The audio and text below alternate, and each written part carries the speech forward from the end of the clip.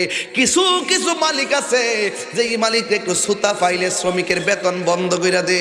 ওই মুহূর্তে আমার নবী অধিকার আদায়ের স্লোগান তুলেছেন, কই বালতি ছিঁড়া বালতি নিচে পড়ে গেছে, আর আমি তো ছিঁড়ে ফালাই নাই, বালতির রশি ছিঁড়ে পড়ে গেছে, আমি 39টা বালতি তুলছি, 39টা খেজুর আমার পাওয়া প্রাপ্য, আমার খেজুর আমাকে দিয়ে দেন।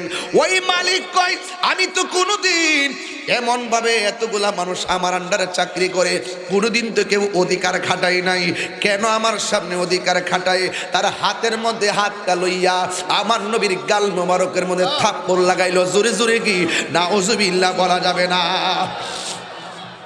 এমন ভাবে যখন লাগাইছি, এবার আমার নবী একটা কথা বলে নাই, আজকে খ্রিস্টানদের আন্ডারে গিয়া চাকরি করে বেতন নেন হালাল হয়ে যায় কেন? কর্ম করবেন, স্যালারি নিবেন, জায়েজ হয়ে যাবে। কর্মের স্যালারি নিবেন, নবী আপনার কর্ম পদ্ধতি শিখাই গেছে। আমার নবী ডাক দিয়ে কই, ও আল্লাহর বান্দা, একটা বাগানের ভিতরে খ্রিস্টান আছে, খ্রিস্টান ওই জায়গার মধ্যে কয় কাজ আসেনি, উম্মতকে শিখাই দে। নবী কয় বয়স্তু মুআল্লিমান, আমি দুনিয়ার ভিতরে শিক্ষক হইয়া প্রেরিত হয়েছি। আর আমার দেশের বহুত সেলিব্রিটিরা কয় আমার নবী বলে লিখতে জানতো না, পড়তে জানতো না। নাউজুবিল্লাহ, জোরে কন্যা কি লেগা? আমার নবী উম্মতের জন্য শিক্ষক। নবী কয় সল্লু কামা রাআইতুমুনি উসাল্লি, তোমরা এমন ভাবে নামাজ পড়ো যেমন ভাবে আমি নবী নামাজ পড়ি। এই জন্য আমার নবীকে একটা কাজ আসেনি, খ্রিস্টানে কয় কাজ আছে, একটা বালতির পরিবর্তে একটা করে খেজুর দেওয়া হবে। এবার ওই মুহূর্তে আমার নবী প্রথম বালতিটা তুললেন, খেজুর কয়টা? আরো জোরে কোন? 2টা বালতি তুললেন, 3টা বালতি তুললেন, 4টা বালতি তুললেন, এইভাবে নবী 39টা বালতি তুললেন। ও বন্ধু রে, বন্ধু রে, ও বাবা, 39টা বালতি তোলার পরে আমার নবীর বালতিটা রশি ছিঁড়া নিচে পড়ে গেছে। এই মুহূর্তে খ্রিস্টানে আসছে, আয়েশা বলে বালতি কয়টা? কয়ে 39টা। কয়ে বালতিটা কই? কই রশি ছিঁড়া মাটির মধ্যে পানির মধ্যে পড়ে গেছে। কিছু কিছু মালিক আছে যে এই মালিক একটু সুতা পাইলে শ্রমিকের বেতন বন্ধ করে দে। ওই মুহূর্তে আমার নবী অধিকার আদায়ের স্লোগান তুলেছেন, কই বালতি ছিঁড়া বালতি নিচে পড়ে গেছে, আর আমি তো ছিঁড়ে ফালাই নাই, বালতির রশি ছিঁড়ে পড়ে গেছে, আমি 39টা বালতি তুলছি, 39টা খেজুর আমার পাওয়া প্রাপ্য, আমার খেজুর আমাকে দিয়ে দেন। ওই মালিক কয়, আমি তো কোনোদিন এমন ভাবে এতগুলা মানুষ আমার আন্ডারে চাকরি করে কোনোদিন তো কেউ অধিকার খাটাই নাই, কেন আমার সামনে অধিকার খাটায়? তার হাতের মধ্যে হাতটা লইয়া আমার নবীর গাল মোবারকের মধ্যে থাপ্পড় লাগাইলো। জোরে জোরে কি নাউজুবিল্লাহ বলা যাবে না? এমন ভাবে যখন লাগাইছি, এবার আমার নবী একটা কথা বলে নাই, নবী রুমাল মুবারকটা দিয়া গাল মুবারকটা ডাকলেন। ডাকার পরে আমার নবীর নূরানে আঙ্গুল মুবারকটা কূপের মধ্যে শুধু ইশারা করছে রে বাবা, শুধু বালতি উঠে নাই, এক বালতি পানি সহ বালতিটা উপরে উঠে গেছে। আর জোরে জোরে কন্যা আল্লাহু আকবার। এবার বালতি হয়েছে কয়টা? খেজুর কয়টা? এবার খেজুর 40টা লইয়া রুমালের মধ্যে লইয়া রোয়ানা হইয়া গেছে। ও আব্বুরি, এবার যখন বাড়িতে গেল, বাড়িতে যাইয়া মুখটার এমনি ডাইকা ঘরের ভিতরে ঢুকছে, কারণ মা ফাতেমা এমন বেটি, যদি নবীর গাল মোবারকে কোনো দাগ মোবারক দেখে মা ফাতেমা পাগল নি, কোনোদিন সহ্য করবে না রে। ওই মুহূর্তে আমার নবী ঘরের ভিতরে, আর ওই লোকটা যে থাপ্পড় দিল, ওই লোকটার ভিতরে জ্বালা শুরু হয়ে গেছে। ইন দি মিন টাইমে আমি কারে মারলাম, কার গায়ের মধ্যে আঘাত করলাম, আমার হাতটা দিয়ে কেমন কেমন যেন জ্বালা শুরু হয়ে গেছে, এমন ভাবে মনটা অস্থির হয়ে গেছে। আরে এই লোকটা কি সেই লোক নেই যেই লোকটার ব্যাপারে আমার আম্মা বলে গেছে, ও পুত্রে তুই ধর্মে ফিরে আয়, ইসলাম ধর্ম গ্রহণ কর। আমি যার হাতে কালিমা পইরা মুসলমান হইছি, তার দেখলে বড় মায়া লাগে, তারে মারলেও কোনো প্রতিশোধ নেই না। এই লোকটা কি সেই লোক নাকি? তাইলে তো আমি বড় ভুল করেছি। হাতের মধ্যে জ্বালা উঠে গেছে, বাম হাতের ভিতরে তলোয়ারটা লইয়া নিজের হাতটারে এমন ভাবে কাটতে কাটতে দেহ থেকে আলাদা কইরা ফেলাইছে, দেহ থেকে আলাদা কইরা ফেলাইছে। যেই হাত দিয়ে আমি তাপ্পর দিয়েছি এই হাত আমি রাখবো না, এমন ভাবে হাতটারে আলাদা কইরা বাম হাতের মধ্যে হাতটা লইয়া ডাইরেক্ট আমার নবীর এলাকায় রওনা দিল। একটা মসজিদের মধ্যে গেল, যাইয়া দেখে মসজিদের ভিতরে একটা সাহাবী যার নাম হলো সালমান ফার্সি। সালমান ফার্সিকে ডাক দিয়া বলে, ও নবীর সাহাবী, আমার নবী কই? সালমান ফার্সি কাটা হাত দেখে ডরাইয়া গেছে। কই তোমার হাত কাটা কেন? ওই আমার হাত আমি নিজে কাটছি। কই নবীর দরবারে কেন? কই কেন আসছি নবী জানে। নবী জানে কি জানে না? আর জোরে কন্যা জানে কি জানে না? ও বন্ধু, এবার সালমান ফার্সি রাদিয়াল্লাহু তাআলা আনহু এবার সাথে কইরা রওনা হইয়া গেল। যাইতে যাইতে নবীর বাড়িতে গেল, যাইয়া দেখে নবীর ঘর মোবারকটা লাগানো। যাইয়া কই ইয়া রাসূলুল্লাহ, ইয়া রাসূলুল্লাহ বলে ডাক দেয়। ওই মুহূর্তে আমার নবী ঘরের দরজা মোবারক খুলছে। খোলার পরে তাকায়া দেখতেছে সেই লোকটা থাপ্পড় দিছিল, ওই লোকটা ঘরের দরজার মধ্যে কাটা হাত লইয়া দাঁড়াইয়া রইছে। আমার মতন আপনার মতো যদি মানুষ হইতাম, নোয়াখালীর কেউ যদি আমার মাইরা দিত, কুমিল্লা ফাইলে আমি প্রতিশোধের জন্য পাগল হয়ে যেতাম। কিন্তু আমার নবীর এমন ভাবে আঘাত কইরা রে, নবীর বাড়িতে গেল।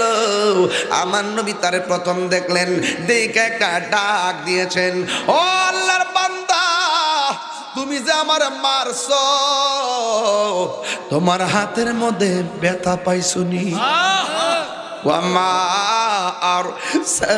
আরসালনাকা ইল্লা রাহমাতাল লিল আলামিন। ও আল্লাহর বান্দা, তুমি যে আমাকে আঘাত করেছো, তোমার হাতের মধ্যে কোনো ব্যথা পাইছনি? এই কথা বলার পরে লোকটার চোখের পানি দর দর করে ছেড়ে দিয়া গয়। তোরা কেডা রে? কোন নবীর হাত মোবারকে, কোন নবীর গাল মোবারকে আমি তাপ্পড় দিয়েছি, সেই নবী আমারে মারের প্রতিশোধ নেয় না? আমারে কয়ে তোমার হাতের খবর কি?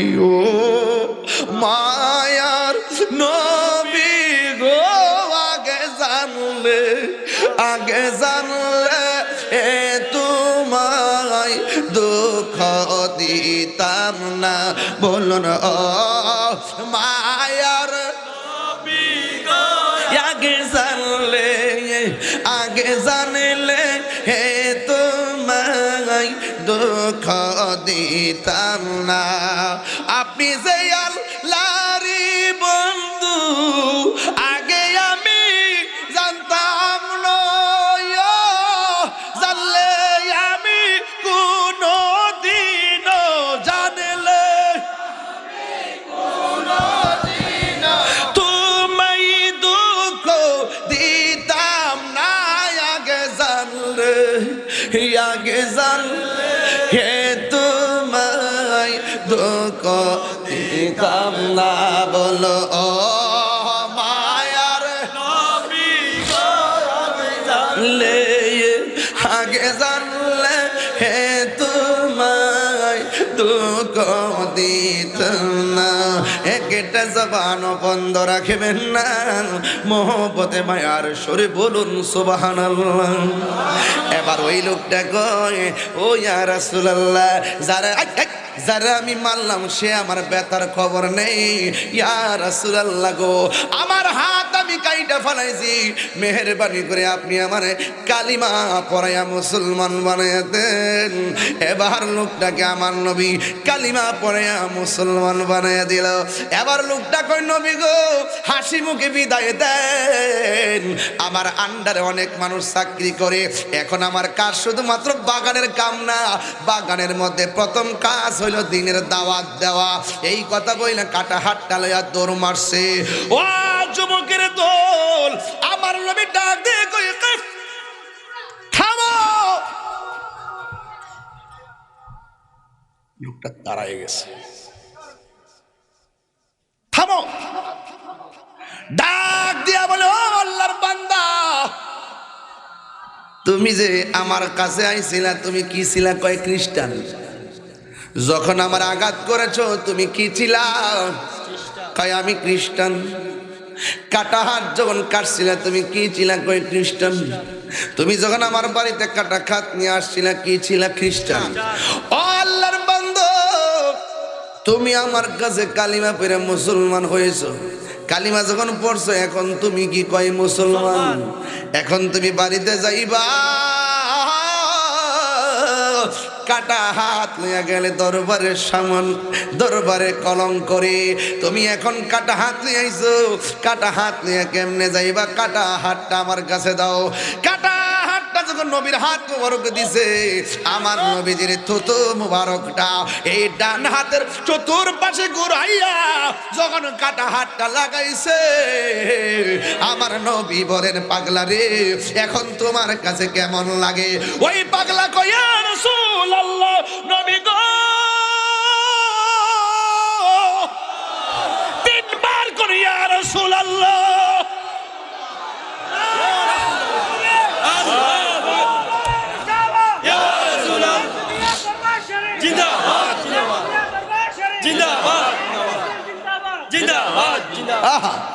ইয়া রাসূলুল্লাহ, নবী গো, নবী গো, মায়ার নবী।